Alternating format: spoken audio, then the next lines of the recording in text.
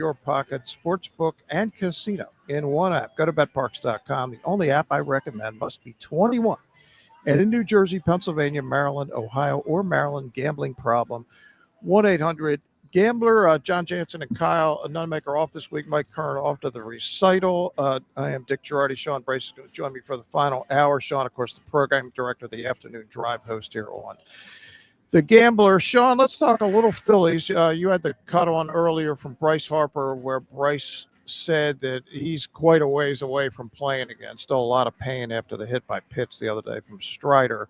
Have they given even a timetable at this point, or is it just to be determined? Yeah, TBD. And then you heard what he said. Yep. He just said it's sore. And look, at the end of the day, it comes back to playing 162, right? No rush. Yep. Yeah, exactly. Get ready for the playoffs. Phillies today, 405 FS1 against the Brewers. Phillies minus 182, Milwaukee plus 155 at Bet Parx.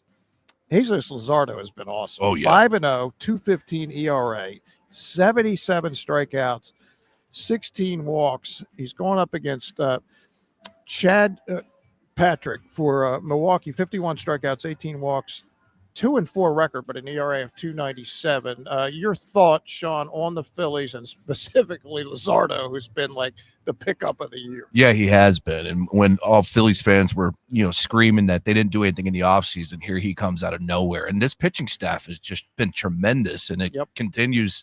Well, look, if Painter comes up eventually, I know that Thompson spoke about that. He didn't expect him to be up before the All-Star break. And why would you need him at this point in time? But they have an embarrassment of riches right now with the starting rotation.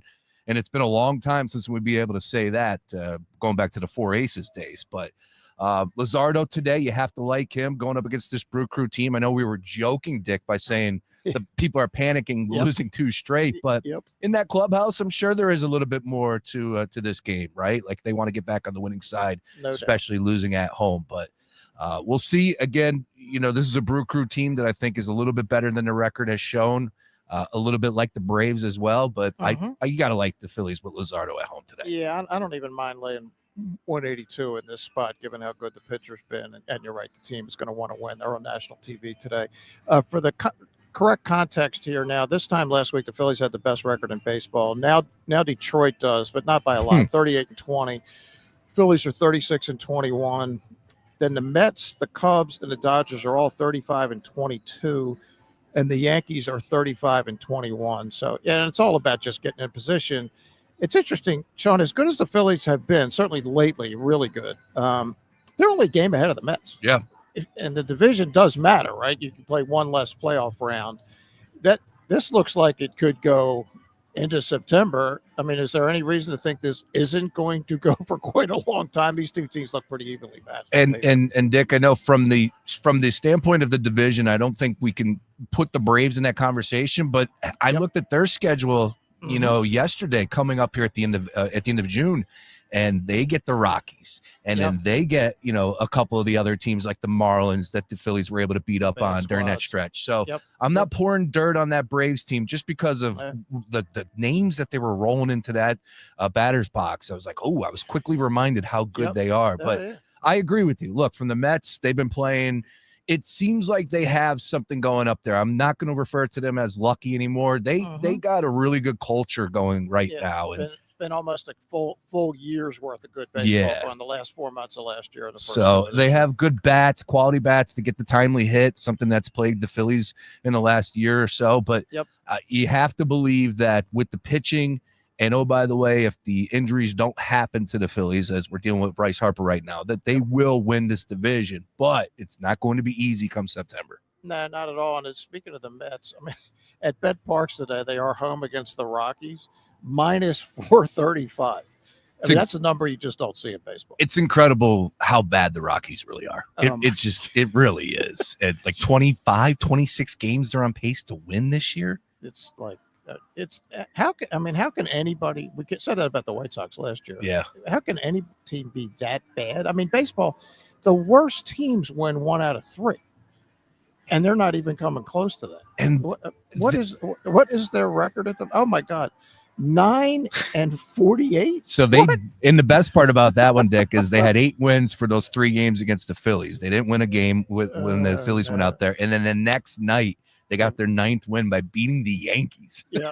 Now they've lost 6 in a row Yes. since then. They've been favored. I think I saw something the other day. They were favored in 4 games dating back to the last 2 seasons, I want to say, something like that. It's everything that you could imagine is ridiculous about that record. Yeah, it's as true as it gets there. And I've not been to a game in that park, but I've been right next to it. I've been to Denver many times, and it looks like a beautiful place. Obviously, Colorado is one of the most beautiful states we have in the country.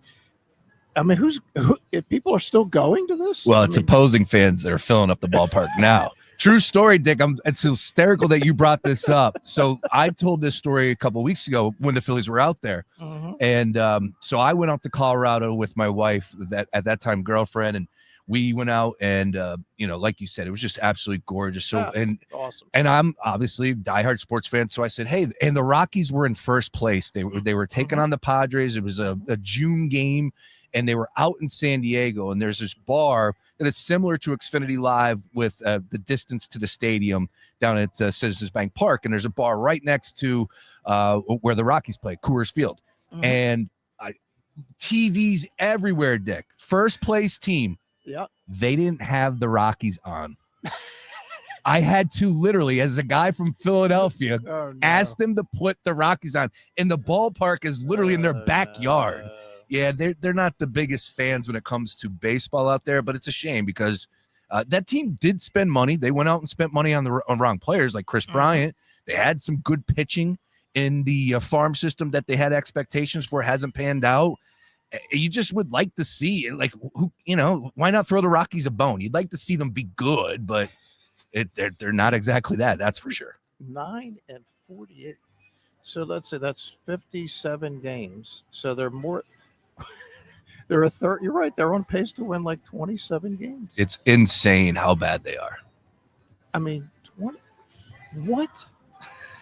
Yeah, that really should not be possible. All right, a couple basketball parlay bets for tonight. Game 6, Indiana Pacers -4 over the Knicks. Sean, how about this one? Indiana on the money line, over 54.5. These are all at Bet Parx. Over 54.5 points in the first quarter, and Mikal Bridges over 3.5 rebounds, plus 330. And you know what? People that are, and I would not recommend this. I would just recommend taking a side. But look, I'm not going to tell you not to go to Bet Parx because obviously the sponsor. We love people to go to Bet Parx, but people love to bet these things, and they're very hard for a reason. Over 54.5 in the first quarter. That's so basically you're talking 28 to 28, 28-27 will do it. Indiana to win the game. They are the favorite. They're -182. And Mikal Bridges over 3.5 rebounds. He's not a high volume rebounder. Your thoughts? You get 330 plus 330, 3-1.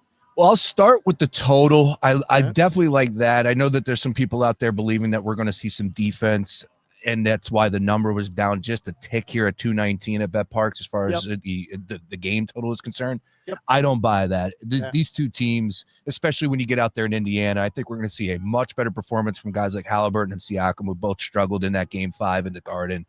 I think we're going to see a lot of points scored. Again, in that game 4 in Indiana, I think they hit 251 after it was all said and done. 251. So give me the over on everything. I don't believe we're going to see a lick of defense played. And I like Indiana, though, because you can't go back to the Garden for game 7. Get the job done. That would then all the heat's on you, because if you blow a 3-1 lead, that's all anybody's going to talk about, and it would not be a good situation for them at all. Those Knicks fans, though, they are believing right now. That's for sure. Yeah, I mean, look, they played great the other night. It looked to me in watching the game that Rick Carlisle waved the white flag fairly early on the theory that they're going to put everything into game 6. Well, it's funny you say that, because I have a Rick Carlisle sound that caught my attention. This was after the game, and why he feels like they ended up losing that game. Well, to start the game, we just didn't have the right level of force, the right level of attitude necessary, in this environment. And so it was a bad start. We never had a lead in the game. Yeah, they didn't lead at all in that game from start to finish. And I think, like you said, Carlisle saw that, said, you know what, let's wave the white flag on to the next one. Yeah, these veteran coaches that have been around and been in a zillion playoff games. Obviously, Rick won a title with Dallas. They get a sense of what's happening early, and then they just said, look, we are going to be favored on Saturday night. It's our crowd. It's our moment. And what am I going to send all of my guys out here on a futile exercise where we're about 95% going to lose anyway? Yep. Why not just hold everything back for Saturday? But, of course, when you do that, you better win the damn game. That's true. Exactly that. You better be right about what you're thinking. But it made sense to me as I was watching it, and we'll see about tonight. So here's the other one. This is 8-1. This is a fascinating parlay. So the Knicks on the money line, they got to win the game. All right. Towns over 22.5 points. Brunson over 6.5 assists. And first half total over 109.5. So basically, you got to get to 110, which is 55-55 or 60-50 or whatever the number you might be. That's 8-1. To me, the bigger number, the number that I would be most concerned about would be Brunson, 6.5 assists. Not that he doesn't pass the ball, but somebody's got to finish a play. They have so much one-on-one with the Knicks between Towns and Brunson himself. Your thoughts on that parlay? 8-1. If you like the Knicks to win, do you really want to go and take a shot at this thing? Yeah, that's the tough one where it's like, okay, if you think the Knicks are going to win, why, dance with the devil with everything else? I think you're calling your shot just with that suggestion right there. But when it comes to Towns, he played his butt off in that previous game. I don't expect that to change. I think we know who the Knicks are, right? By now, we know who they are, what their strengths are. And then the Brunson assist is interesting. This guy has just been incredible to watch. Defensively, if you're the Pacers, you have to try and get the ball out of his hands. It's difficult to do. So I could ride with you on the assist. I think he had 5 in the previous game. I think we throw that game out because of how it played out, like we were just talking about. But 5 assists last game, he can get to that number tonight too. Yeah, the question is, can Josh Hart make enough open jump shots and bridges? That's true. Those are going to be the guys that are going to get the ball from Brunson when they run a second player at him. Again, that's why I'm wondering what the Pacers were up to the other night. I didn't really understand a lot of the things they were doing the other night. It just seemed counterintuitive, like why, and I mentioned at the top of the show, why are you not doubling Towns? Because he never passes, ever. Yeah. If he has, I haven't seen it. When he puts his head down and he's driving, he's not giving it up. So, where's the second defender?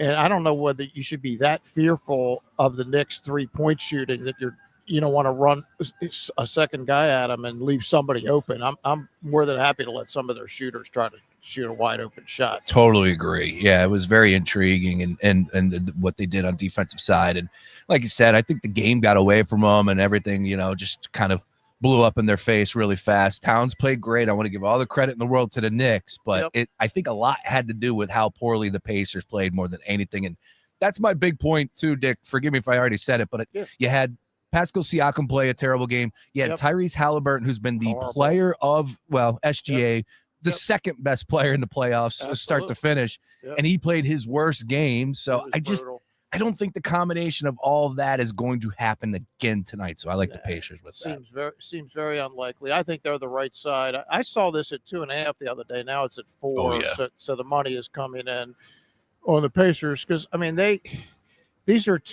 Pacers are an elite offensive team, and the Knicks, frankly, are not far behind. Neither one of them is very good on defense, which is ultimately going to be be the problem in the next series because the other team that they're going to play is elite at both ends. How about those numbers, Dick? It's incredible. It's insane how much they're favored, and I get it when you look at their opponent. You start there. Yep. But we are putting the Oklahoma City Thunder into the conversation of like Shaq and Kobe. The greatest teams of all time with these numbers. So I remember the Shaq Kobe Sixers final. They were 10-1 favorites. You got 10-1 on the Sixers if you wanted to get through. And that was the Lakers team that I believe they had run the table. Correct. They won every playoff game. The Sixers got them in game one. And then that was the end of it. Just give us that sliver of hope that one time. And in game 2, technically, no, they had a shot. Yeah, had a shot. They had a couple shots. I mean, what came down. I mean, I covered that series for the paper. There were a bunch of us out there, but the difference in the series was the 3-point shooting. The Lakers made them, and the Sixers didn't. The Sixers didn't even try because Larry Brown never liked the 3-point shot. Larry Brown, you'll love this, Sean. Larry Brown had the greatest line. It wasn't in this series, but it was in another one. A couple years later, they played New Orleans, and I was actually covering the Derby, but I was the closest one on the staff, not named Phil Jasner, to New Orleans. They said, go to game, I don't know, it was game 1 or game 2.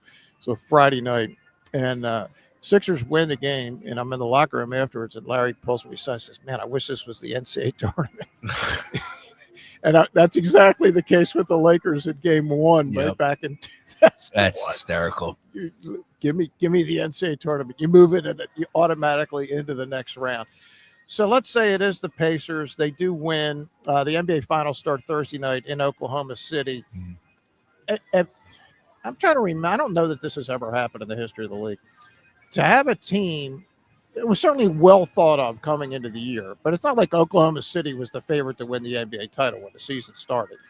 To have a team this dominant in every way, and then finishing off, I thought was a pretty good Minnesota team, crushing Memphis in the earlier round, and good series with Denver all the way to game 7.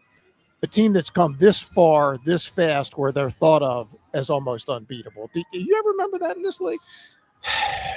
Not really, because the expectations that they are living up to, it's just incredible. Like, you always feel like everybody thought that the Boston Celtics were going to be in the finals, right? Yep, there's always that slip up. And I know that they were pushed to game 7 against Denver Nuggets, and I think that was probably the worst case scenario for everybody in the league, or people that the teams that were left in the West, and of course who's going to face them in the East, because that woke them up. But they are so good from top to bottom. SGA is just a superstar. You have great rim protection as far as with Chet Holmgren, and then of course the Isaiah Hartenstein, who signed a free agent. That's what plagued them last year, is they were dominated on the boards.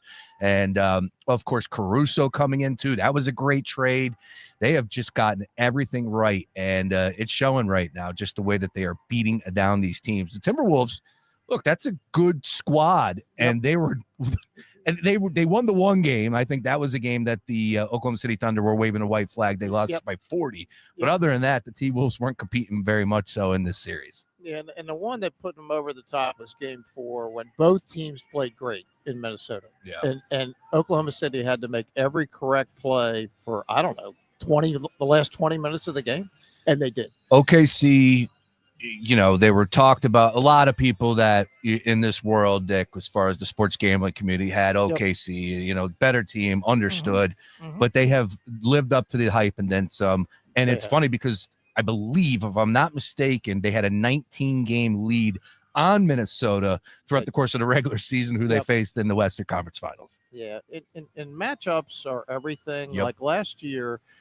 in the Western Finals, Dallas was the perfect, in the Western semifinals, Dallas was the perfect matchup for Oklahoma City at that point, Sean. And to your point, Oklahoma City just wasn't big enough. And that was Dallas. Their front court was murderous.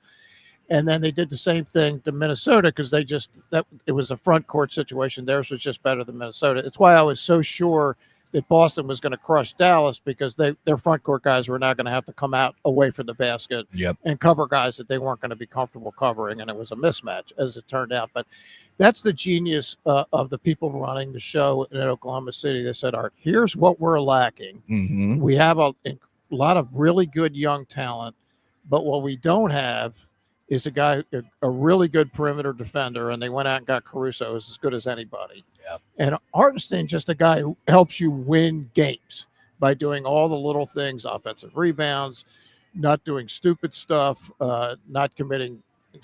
And if Towns commits like any more stupid fouls tonight, I'm going to go.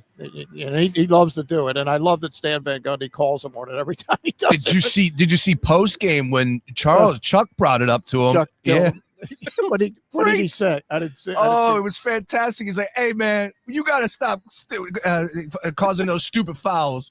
And then Karl Anthony Towns like, "Yeah, you're right." And Shaq was like, "Yeah, exactly what I was going to say. You can't do that." And they were killing him for it right there on live television. It was pretty funny. Well, he deserves it. I mean, the Yeah. one where he just decided, well, I think I'll just push this guy at the foul line where, like everybody will see it from the top row. Tired legs, right? Right, A little bit. Yeah, I get it, but Yeah. just fall down. You do something. You try to draw a charge. Just, what are you doing? Isn't it great just with these 7-game series, though? That's what I love, Dick, because when they go back and forth and then you got to change. And then obviously these two teams, maybe not so much with the Pacers and Knicks, but and I'm sure you could speak about some of those series from back in the day where there was true hate for each other's teams. Yeah. And then we got, and the Pacers and the Knicks they're at that stage, although it's interesting with the money that these guys make today. They're more friends than they're used to be. Let's put it that way. Yeah. Back in the day, they were making good money, but they weren't making this kind of money where they just winning's fine, but guess what? If we don't win, we're still getting paid. What, Dr. J and Bird weren't hanging out after the games? No. And again, they made good money for the time, but not $50 million a year or $25 million a year or whatever some of these guys at the top end are making in the NBA now, which is where the money is because there's fewer players and it's not like football. They can't cut you. They can't actually. We'll get to the break with this football note. How upset are you that Josh Huff is not going to be here, Sean, next year? Are you going to be able to get over this? It's funny because Bryce and Josh basically had the same career with the Eagles. But yes, Bryce Huff was. I'm sorry. Oh, you're all right. Yes. My bad. No, you're good.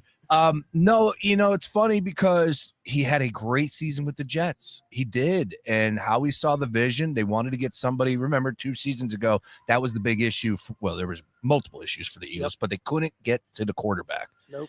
And Huff had the stats. So I was fine with the signing, but immediately, and I'm not a guy, an X's and O guy breaking down film like Baldy or anything like that. But you're watching these one-on-ones and he's getting thrown around.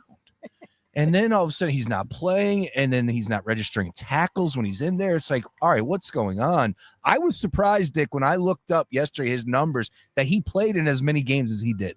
Yeah, me too. When you said he played at 12 right before the other break. Yeah, I was shocked because I never noticed him on the field. What number was he? That's a great question. I never knew he was playing. That's a great trivia question. I didn't even know his name. I didn't even know his first name. I mean, come on. That is good. That is good right there. It tells you all you need to know. Who is Josh Huff? Josh Huff was a receiver that Chip Kelly drafted. I forget where he was out of. I think Josh Huff didn't he? Was he an Oregon guy? You know what? That might be a great pull by you. And I want to say he might have had some legal issues, if I'm not mistaken, with the Eagles. I could be mistaken on that. So maybe I want to be Bryce Huff. Out of Oregon. You nailed it, Dick. You nailed it. So Bryce Huff, not Josh Huff, is leaving. Josh Huff has already been gone for quite a while. Yeah. So it's not been actually finalized yet, but the deal they're saying is going to happen. He's going to San Francisco, be reunited with Robert Saleh, who was his coach with the Jets, who's now the DC in San Francisco, and the Eagles will get a mid-round draft pick and some money. They won't have to pay him all the money, just a lot of the money. Yeah, Howie, just don't even pick up the phone when his name's on the caller ID. I get it. You want to reunite him with Saleh out there. That's where he had success, but I'm not buying it. I just think that he doesn't have what it takes to compete anymore. But we'll see, because there's definitely been players that have registered nothing and then went back, reunited, and had success. And I do want to put this out there. Yes, he did have legal trouble. He got pulled over on the Walt Whitman. Oh, the Whitman. That's what happened for speeding, and then he had a possession and XYZ. Yes. Was that it? Was his career over at that point? He went with the Tampa Bay Bucks. They traded him after it, and I don't think he played much after that. Yeah, Chip Kelly, man, those who can forget those days? He was going to revolutionize the game. It lasted for it revolutionized the sport. It lasted for 3 games, right? And that was it. Chip couldn't help himself. He definitely got things wrong, but it was interesting when he came in here. He went 10-6, 10-6. Yep. Right. And you know what? And I want to give him credit because I thought that his ego would play in and he would not last. But here he is. Yeah. He went to UCLA, goes to Ohio State, wins a national championship. Yep. I don't even think I heard much about him last year. Yeah, he was pretty quiet. Right. And now he's with the Raiders. Yep. Yes, he went back with his college quarterback Ryan Day at New Hampshire, and that's they won, right. They won the championship together, and now he's back in.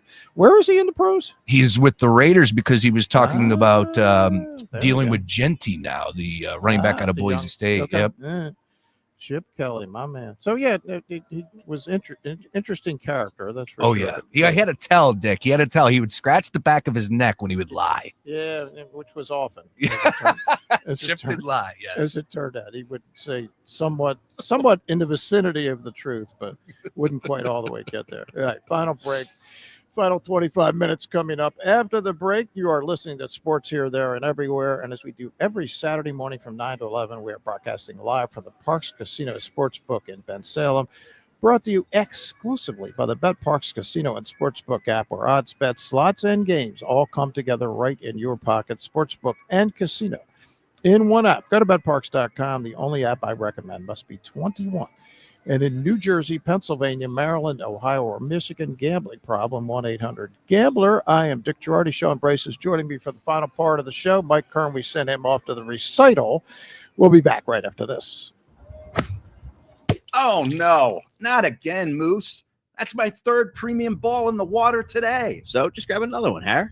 Yeah, easy for you to say. These balls are expensive. Not mine. I get all my balls from buymyballs.com. That's balls with a Z. Top quality, recycled premium brands for a fraction of the price. Wait a second, Moose. So you're playing premium balls and not freaking out when you lose one? Yeah, you got it. Hurry up. You're holding everybody up. Ha. Yep. I'm ordering from buymyballs.com right now. Buy premium golf balls without the premium price. BuyMyBalls.com. The NBA playoffs are here, and nobody has you covered like the Gambler Gang. We don't just watch the playoffs. We bet the hell out of them. Oh, my God.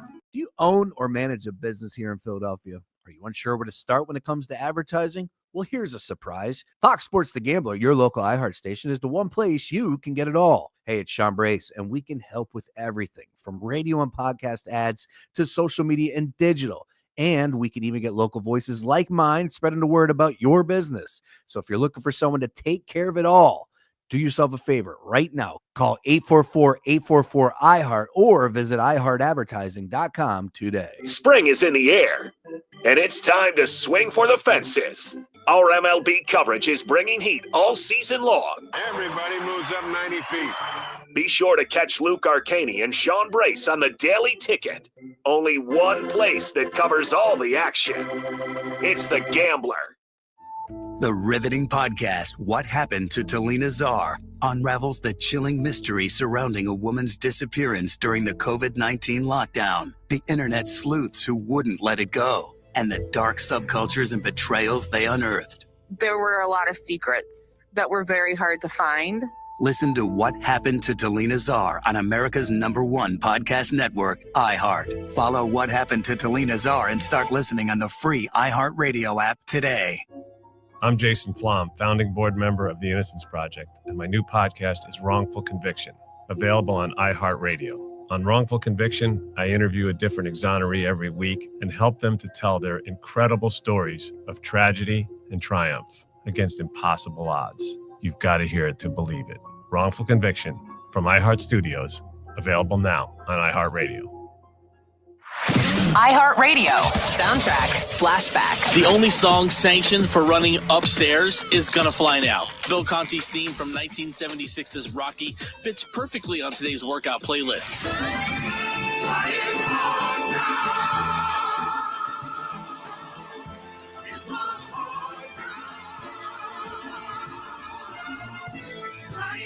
For more great movie soundtrack hits, check out Popcorn Radio on the iHeartRadio app. It's the Daily Ticket with Sean Brace, 3 to 6 p.m. Monday to Friday. The Eagles have officially moved on from Bryce Huff, and once again, you got to tip your cap to Howie Roseman. It's always Howie season. Honestly, why do general managers still answer the phone? When you see Howie on the caller ID, just don't even answer it. Sure, though, the Niners have their reasons for thinking a Huff-Saleh reunion might work, but you have to make Philly give up a pick or a player at least to get this deal done. Huff was bad, like really bad. a big money signing who finished with just 13 tackles in 12 games. Heck, he didn't even suit up in the Super Bowl. Then again, he did walk away with the ring, so not a bad year for Bryce, all things considered. Still a great job by Howie Roseman. If you can wager on it, we're talking about it right here on The Gambler. My station, baby. You want to see basketball played the way it's supposed to be? Well, check out Ice Cube's Big Three all summer long. Fast, physical, and fun. Catch the best professional 3-on-3 players in the world live every weekend on CBS and Vice. Hey, man, you all right? Need me to call 911? No. Call Top Dog Law. Get top dollar for your accident at topdoglaw.com. Once again, that's topdoglaw.com.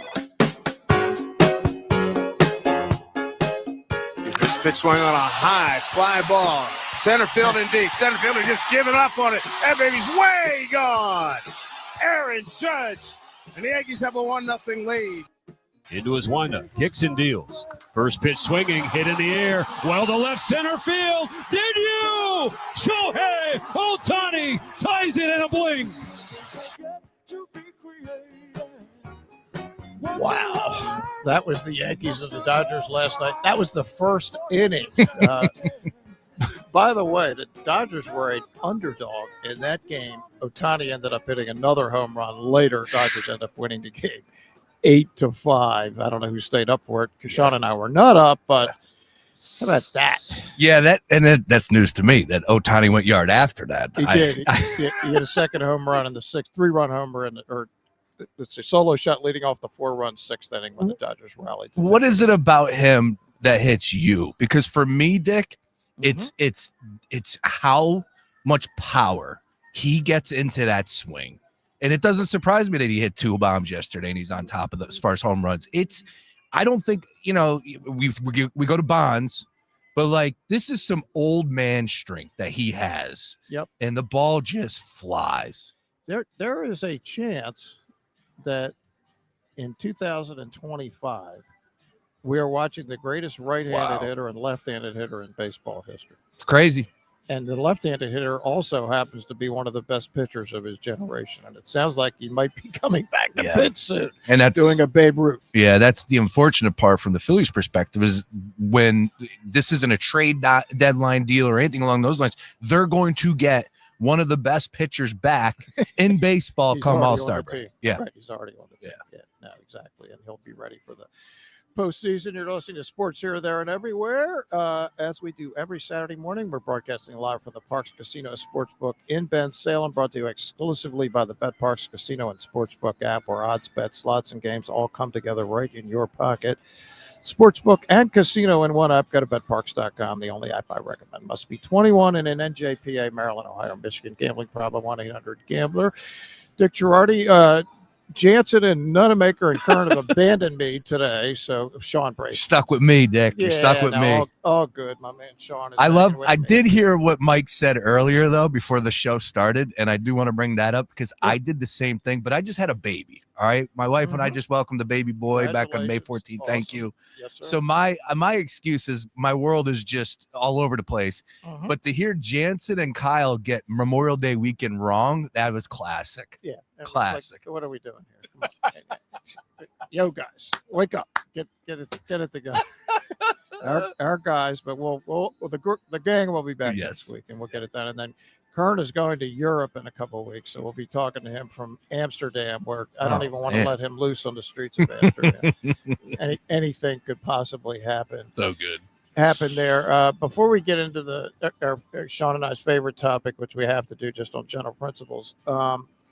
So Ohtani and Judge, again, it's a rematch of the World Series. The fact that baseball, unfortunately, on a national level, is probably less popular than it's been in years, at least by the numbers, by the TV numbers. Maybe I'm missing something. You tell me if I am, Sean. I don't think I am. But the fact that we have these two great players playing at the same time, like legends of the game, surefire Hall of Famers, going to put up numbers that are going to be among the best in baseball history by the time they're finished.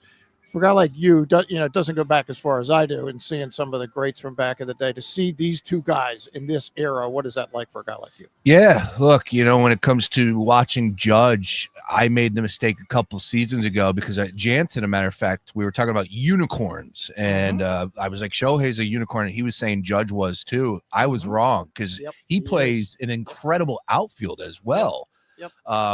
But you're right, because just throwing a comparison out of my head right now is Sosa McGuire. We shut everything down for Sosa and McGuire. Why are we not doing that now for a rematch of the World Series? I get it, it's being played in LA, but I feel like it wouldn't be any different if it was played in the Bronx. Like, agree more. It should stop everything in sports. The focus should be on Judge versus Ohtani, bar none. Yeah, and Aaron Judge, I think it was home run 19 last night. He's hitting 392. What? Yeah. We're through 2 months. We're through a third of the season. You just pull up these numbers and what he's been able to do over these last few seasons and what he's on pace to do. He's on pace to have a better year this year than he did last year, which is incredible. He's minus, I want to say heading into last night, he was minus 6,000 at Bet Parx to win the AL MVP. Yeah. And one of the cool things about it, when Sean played the tape of the home runs from last night, the call from the Mets call was from my buddy Dave Sims, Philly guy, one of the all-time great guys. Anybody around Philly knows Dave, who was most recently the Mariners broadcaster, and this year it's his first year. He's a Philly guy. Oh, yeah. I did not know that. Absolutely. Yeah, Dave's one of the all-time good guys. I've known Dave forever. But, yeah, the fact that he actually lived in New York for even while he was doing Seattle. I mean, he was out there during the baseball season. But, yeah, the fact that I texted him after he got the Yankees job. He was obviously very over the moon. Yeah, well, the call. He took over for John Sterling. Yeah, he was there forever and ever and ever. And I knew John Sterling in Baltimore. He was one of the first guys I ever heard Sean do sports talk when I was growing up there. Really? Yeah. And then I don't know how many years he broadcast the Yankees. Forever. Yeah. All right, Sean, it's that time. It's about 20 minutes to go in the show. We'll see if we can survive to get to the finish line. So you mentioned to me off air before we came on that there's this kind of revisionist history now that Oklahoma City and they've done it twice now. They got to the finals. Correct. with the Harden, Durant squad, Westbrook squad. Back in the day, they lost to Miami and LeBron and Dwayne Wade and that crowd. And now they're doing it again. Sam Presti's the architect, and there are people around these parts saying if the other Sam had a chance to go all the way to the finish line, this would have happened in Philadelphia. I'm a skeptic, and I know you are too. When you're hearing that, what do you think? It's funny, Dick, because I was like, all right, let me pull some stuff up from Dick Jerardi back in the day.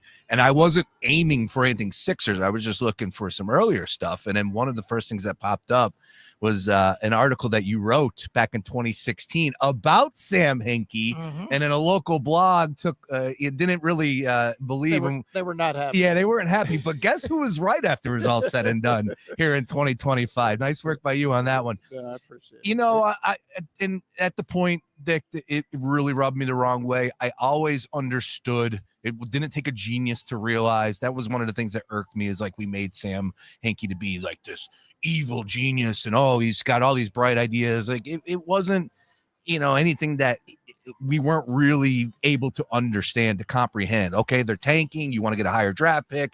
And it resulted in a guy in Joel Embiid, and it resulted in a guy like Ben Simmons. And I'm with you. I got it. But man, as a diehard Sixers fan, those were the worst 3 seasons of my life. Like losing on purpose hurt me. And I didn't spend money. I didn't go to a game. I didn't watch them play.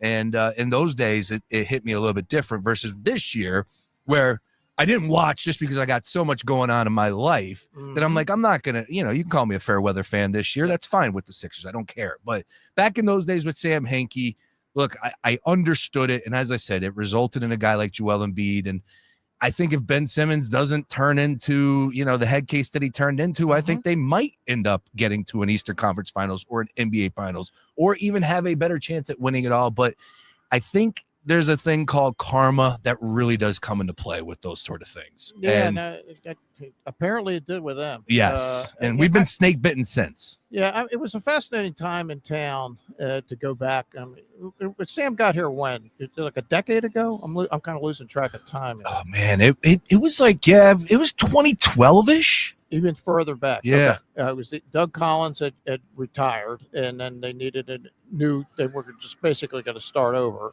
And his first move, he waited months, and then he hired Brett Brown. Right, 2013. Yep. So over a decade. And I remember this vividly because we did a thing, and that's probably one of those where we would do there were days where we would do these 400 or 500 word during the day columns. We did that for a while. Different people would do them. And at the beginning, I was willing to listen and hear what was going on, but I knew some people in the organization who were telling me some stuff behind the scenes that was happening back there. And nobody said Sam Hinkie was a bad guy, and I don't think anybody has to this day. But there became this cult status with him, like that he was going to revolutionize the game. And this was the guy. And there were a lot of people in town that jumped on the bandwagon, and that's fine. Everybody's got an opinion. Sometimes you're going to be right. Sometimes you're going to be wrong. That's the thing people love about Philadelphia sports. Everybody has an opinion. And I remember thinking to myself, I said, all right, if this is such a great idea, and I might even have written this in the story you were looking at. There's a great friend of mine, Roxy Roxborough, who ran Las Vegas Sports. What? You know Roxy? Very well. What? He's a good buddy. I just met Roxy 2 years ago. He gave me a pin, Dick. He gave me a pin. May the odds be with you. It lights up. Oh, yeah. Many days at the racetrack. He's in the Hall of Fame out there. Absolutely. That's great. And his main lieutenant back with Las Vegas Sports Consultant was a guy named Tony Sinisi from Altoona. He's a Penn State Altoona grad, another great guy. He was the guy that did all his college sports. And I spent a week, Sean, in 2005. Roxy had sold the company with the people at Las Vegas Sports Consultants. They were at that time making the line for every sport, for every race book in Nevada. And I got to sit in and see how they did it and wrote a story for the paper. It was absolutely fascinating. But the reason I brought up Roxy in this context, he told me there was a place in Nevada. Got to think of it in a second, but it was a new race book, and they said, "All right, we're gonna have fixed odds, meaning we're gonna give you an odd. I don't care what the horse could end up going off at 2-1. We're gonna give you 20-1, and we think you're so stupid because you're a racetrack person that you don't know anything that we're just gonna take all your money and you're gonna lose." Well, as Roxy said to me at the time, he says, if this was such a good idea, why wouldn't somebody have thought of it before? Well, it turned out to be such a bad idea because there's a lot of, trust me, and I know a lot of them. There's a lot of sharp people at racetracks. And when you have, let's say, a first-time starter at Monmouth Park, and they're putting him up at 20-1 in Nevada, who do you think's going to know more about this horse? The people around Monmouth Park or some guy sitting in a race book in Nevada? Yep. They got wiped out. Totally wiped out in a couple of months. They had to close the place. They got shelled. So the analogy I used for Sam Hinkie was, if this was such a great idea, why hadn't somebody thought of it before? And I borrowed the line from Roxy, gave him credit in the story. And I remember thinking at the time, and I wrote it, was, all right, you're basing everything on ping pong balls going your way. In addition to that, you're basing it on you then making correct draft picks and having the year that you have these great draft picks have a transcendent player. And as it turned out, it only happened once in all those times. And I'm not counting Simmons. He turned out to not be what they were hoping for. Correct. Yep. They got one and then beat, and that was by mistake. The only reason they got him is because he was hurt. That's true, because Wiggins would have been the guy. Correct. Yep. It turned out to be a totally and were they unlucky at times? Yeah, of course. Did they make some hideous picks? Obviously. Hinkie made some of them. Joel Okafor would be the most obvious one. Although there was, I don't remember who else was even in that draft. Was that the draft Giannis was in? Oh, that's a good question. Not that anybody knew he was going to be this good. I mean, he was picked like the middle of the first round. But you rember who was it in that? History. You had Okafor, you had D'Angelo Russell. Was it like a big name in that one? Yeah, it wasn't. Porzingis was the next pick. He went to the Knicks. Okay. Has had a good career, but has been injured half of it. But at the time, and again, I think I was definitely in the minority in the city. Sure. I just said, I don't see this working. And the further it went along, when there was no direction, and remember Okafor had that problem around Thanksgiving in Boston. There was just nobody in charge. Brett Brown obviously had no chance. They didn't want him to do well. They wanted him to not succeed. And I called it, and it might have been the story you called up. I called it a basketball Ponzi scheme. That's what it reminded me of. Great line. Right? It was always about, well, this is going to happen down the road, right? In other words, you're going to get all this money you're investing now that we're actually not investing, and you're going to get it all back. And I got it was fat that for one, I think I got like 500 comments at the bottom of that one. It was one of the ones I had the most ever in emails. I mean, all the crazies came out, which was fun. That's why they invented the delete button. So it was all good. I never got upset about any of that stuff, but it was a fascinating time in this town. And here we are, more than a dozen years later, and they're in this kind of no man's land where they're going to get a high draft pick, assuming they hold on to the pick. And they have an Embiid. We don't know what his status is ever. And it's really a shame because he's a phenomenal talent.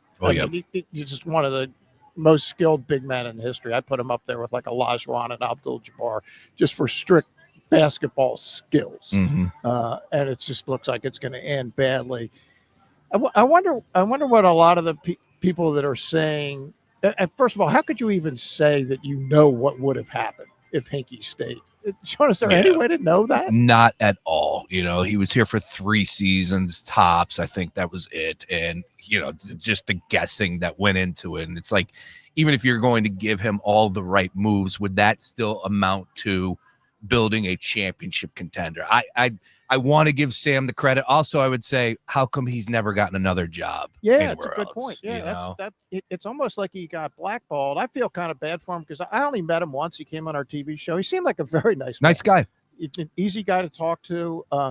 But one of the things my people had told me that worked in the organization was he shut out all of his scouts. Yeah. He basically didn't want to hear from them. It was like he had all the answers. Well, nobody's got all the answers. It's too hard. It's like Billy Bean-ish, right? Yeah, like when put me in the room with all the numbers. And it's funny too, Dick, because I ranted about this a couple months ago, and maybe it's not hitting just now because they just got knocked out. But remember, we hit this panic button or whatever button, the tank button you want to say, because of the fact that guys like Iguodala and Drew Holiday weren't good enough. Well, oh, by the way, Drew Holiday just won a championship last year, still playing at a high level, right? Considered one of the best defenders in the game. Absolutely. Steph Curry came out and because they just retired his number in Golden State. And Steph Curry said on that night that they would never win on the run without Andre Iguodala. And oh, by the way, Josh Harris runs the Commanders. The things that have happened to this franchise, you just can't make up. It's unbelievable. Yeah, no, I think Holiday was the very first move. He traded him with the rights to like Nerlens Noel. Do I have that right? Does that sound about right? It does sound, because Michael Carter Williams, who, by the way, just fought last night in boxing. How did he do? Do we know how he did? Won. He won it? All right, that's great. Yeah, I saw a story by Gordy Jones the other day on Michael Carter Williams. It was the Rookie of the Year. Yes, he played well. He played well. I was a big fan of MCW and Nerlens Noel in that first job. I'm like, okay, I like these guys, and they weren't good enough. No, as it turned out, they weren't good enough. But and they didn't want a guy like Drew Holiday because they didn't want a point guard that would do the right things. Correct. That was literally part of the process, was to get rid of guys that could help you win games, which is kind of counterintuitive. Right? Oh, so ridiculous. But that was the whole theory there, and I never liked it. There is some karma involved, and also, first of all, you're giving the coach no chance, and Brett Brown he'll never get another head coaching job. I mean, I was a little surprised that he didn't get the head coaching job at San Antonio. He's on the staff, but maybe he just said, I don't ever want to do this again, which I wouldn't blame him for. Wow. But you have guys now, you're drafting these young guys and you're telling them all right, we're going to lose, and you're going to find a way through this. And at some point, we're going to snap our fingers, and we're going to go, all right, now you're going to win. Yep. Doesn't work that way. And you're rewarding guys like Joel Embiid for losing. Yep. And I just, as great as JoJo was and Yep. Ben Simmons, like that has to be part of Yep. the deal that went wrong with Ben Simmons is you gave him that contract without making him earn a thing. Yep. And I just think that those have some ramifications down the line that are going to poison you. And like you said, you don't want good players around, and coaches are going to be hired to be fired. So just an ugly time. And it didn't amount to an Eastern Conference final trip, a bunch of second round exits. And here we are now, Dick. I do like some of the pieces on this team. I do like the guards. Yep. But it starts and ends with JoJo, and you can't depend on him. No, you can't. It's again. I'm hoping his career is not at an end. I really would love to see him have an opportunity to show on the biggest stage how great he is, but I'm not at all certain that's going to happen. We've seen big men deal with these type of injuries, and it just doesn't get. How does it get better as you get older? Yeah, I don't see that. And Paul George is 35 years old, people. Yeah, he is. He's up there. But yeah, it was fascinating. I saw the same thing you did this week with people saying, "Hey, look, Sam Presti, if Hinkie had been given the same opportunity, it will be one of those questions that lingers in the city." But to me, the answer is fairly obvious. It wasn't going to happen. Also, last thing I'll say is Presti, remember, had a ton to work with over the years. Great players like Russell, Harden, Durant. So the capital that he got back with those players was much different than what Sam Hinkie had. I mean, look, Paul George, as it turned out, it was a Yeah. story the other day, was fascinating. If the Pacers win tonight, he's going to be the reason both teams are unbelievable. So maybe the Pacers- Sixers, that's the key to the Sixers winning. Just trade Paul George. There you go. Problem is now nobody wants Nobody him. wants him. That's But it. yeah, the Pacers traded him for a bunch to Oklahoma City for a bunch of guys that turned in guys that are stars for them now. And then Oklahoma City obviously got SGA and the crew from the Clippers for Paul George. So yeah, Paul George will never make the finals, but he'll be a major factor if it's the Pacers and Oklahoma City at the Paul George finals. Maybe ABC should bring him in as a commentator for the finals. It would be fun. I mean, he's doing the podcast and all that, Yeah, right? I think there you that's go. a nice play. Somebody should be on the call for him. Not a bad play by you, Dick, on that one. I like that. Like where your mind's at. The Paul George NBA Finals. I mean, what could possibly be better? So anyway, Game 6 tonight. I think Sean and I both have the Pacers. I will be rooting for the Knicks. Obviously, I'd love to see the Villanova guys get a shot at the finals, and I hope one day. I just think player for player, a little more offense with Indiana, but who knows? Every time I think I've understood something in these NBA playoffs, I've been wrong. So I don't.